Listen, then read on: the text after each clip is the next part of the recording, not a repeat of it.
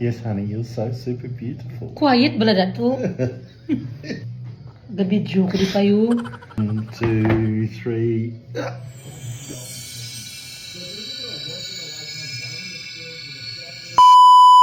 Kung si Angkol bala mag-drive sa akon sa lakyan, tanan nga kurotihon kag relisuon, kutihon niya ran kay higanti tana sa kalaba sang tiil niya kag sang mga kamot niya ay karaw-kawan daw damang mo.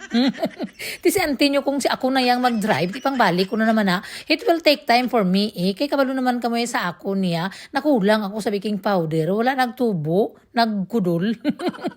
Siguro sa bugat sang mga paray nga ginalukdo ko sang una nagiputo takon. So karon nga adlaw ante mapagunting ako sang buhok ko kay do ginatak nagi ko sang itsura ko kisa do mga bukaw-bukaw nga do murugmon nga. Karon di maintindihan ti perte na kita nakauga. Lapsi pagita na kong kisa. So ang ginbayad ko mga 60 dolyares gitita may nagmahal-mahal gawas at 50 lang man. Pero amo lang yapon do way gitanat may nagliwat. Tanawa bla. Sorry lang. Daw naggopa-gopa manggali gamay kay si Angkol katanutan aw gisa akon mo. Do may tuyo balaw do kisa lang ay tagagwapa. Ay, pero kay balaan nyo ante, tungod sa akon bala nga health issue sa mga wala nakahibalo, ara mga dark spot sa lawas kasi mga liog-liog ko, lifetime ko na ran nga color, bahala na lang na maginamo kara basta nagaginhawa lang ko gyapon.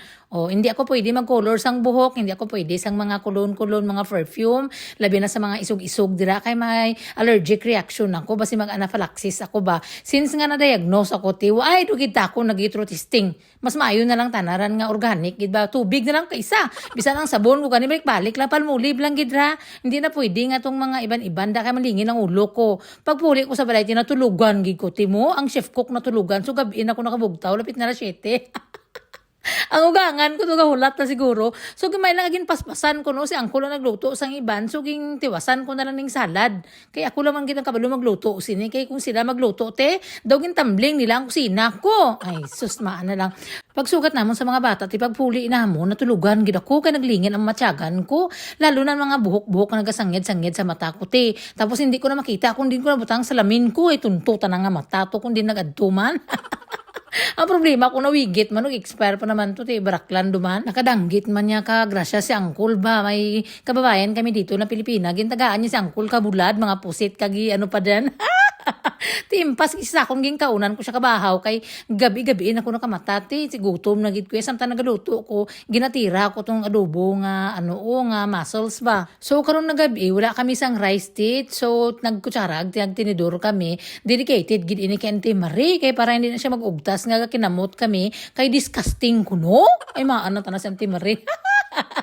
So si ate tita mahilig na magluto-luto. Karon kung ano makita sa YouTube, ginasunod niya na.